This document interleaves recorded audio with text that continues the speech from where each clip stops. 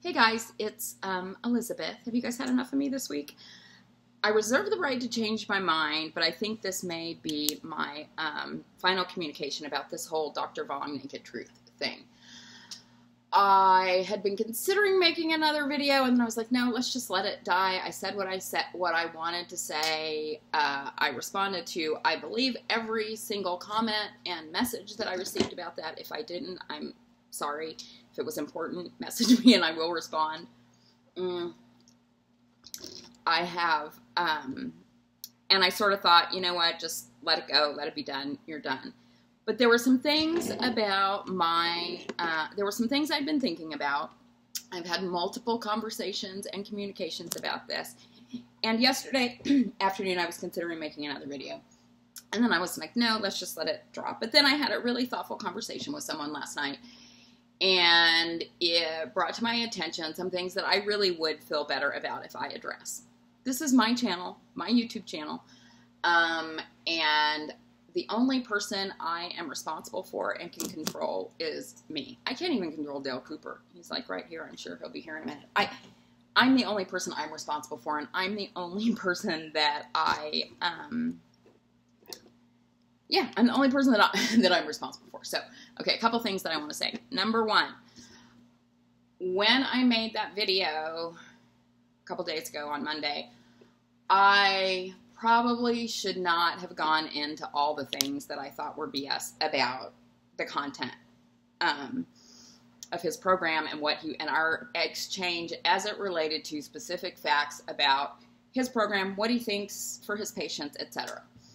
Many people have, explained to me what his perspective is. You guys have to know, I had never met Dr. Vaughn. I was not a WLSFA. I watched both of his talks. I, watched many hours of video to get ready for the show on Sunday so that I could be prepared.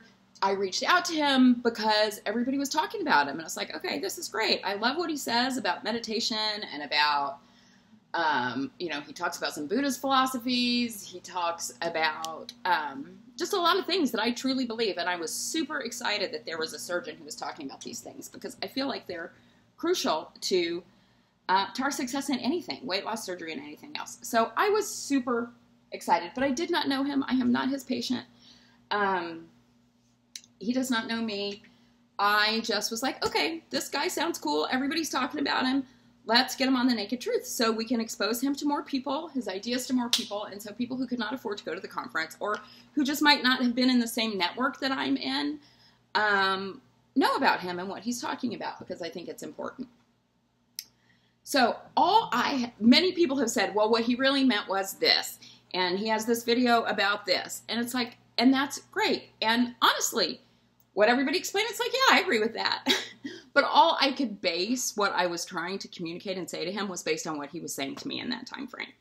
And that's all I had to go on. And probably if we could have had more of a dialogue, if the technical pieces were better, if he were a little more open to treating me as a peer in an interview situation versus a patient that he's used to kind of telling what to do, I think that would have come out in the discussion if we had truly been able to have a conversation. It didn't.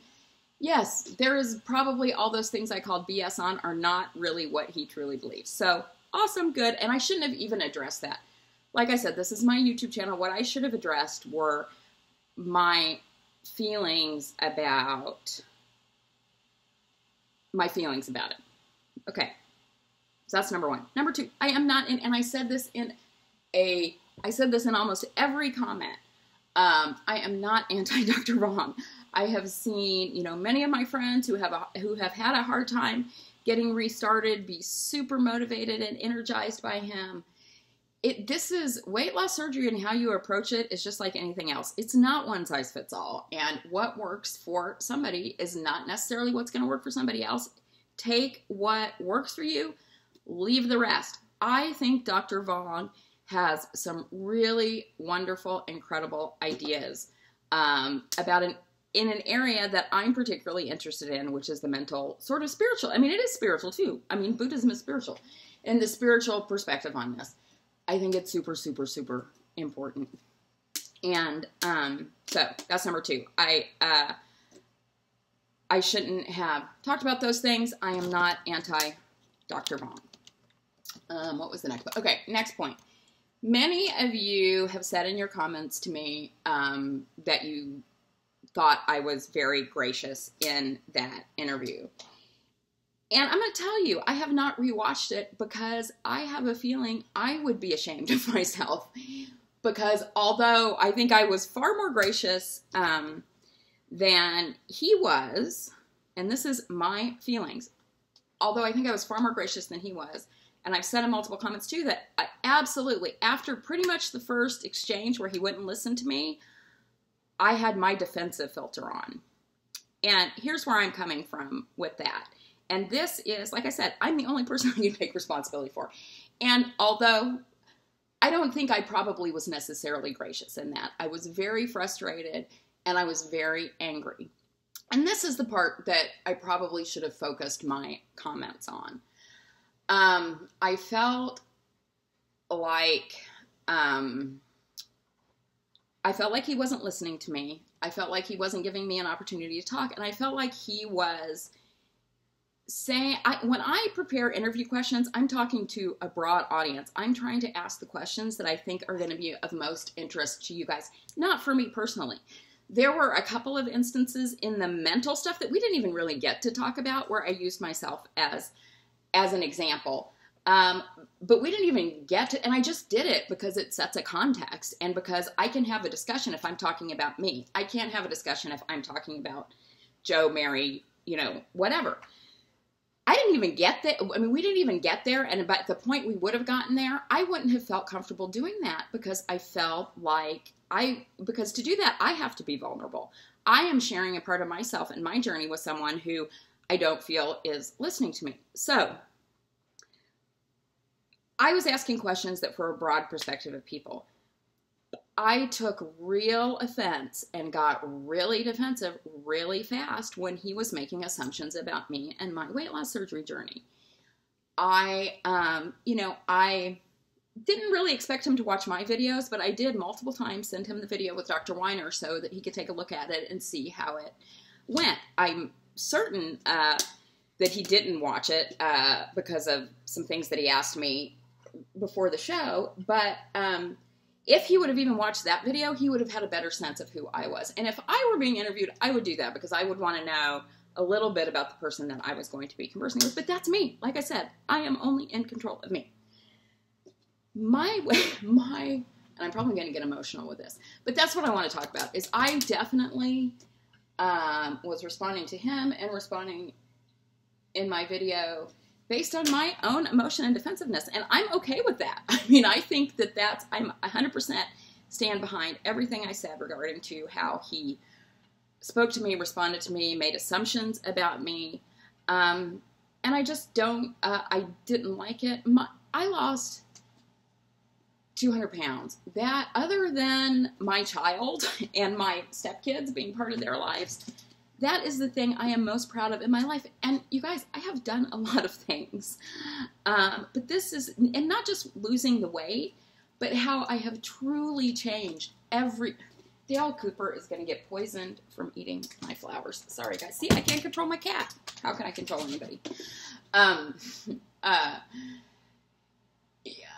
And it's not just the 200 pounds that I lost. It's the way I've approached this journey. It's how almost every single habit in my life has changed over these last 3 years. It's about how, like I talked in yesterday's video, I truly sort of consider myself an athlete.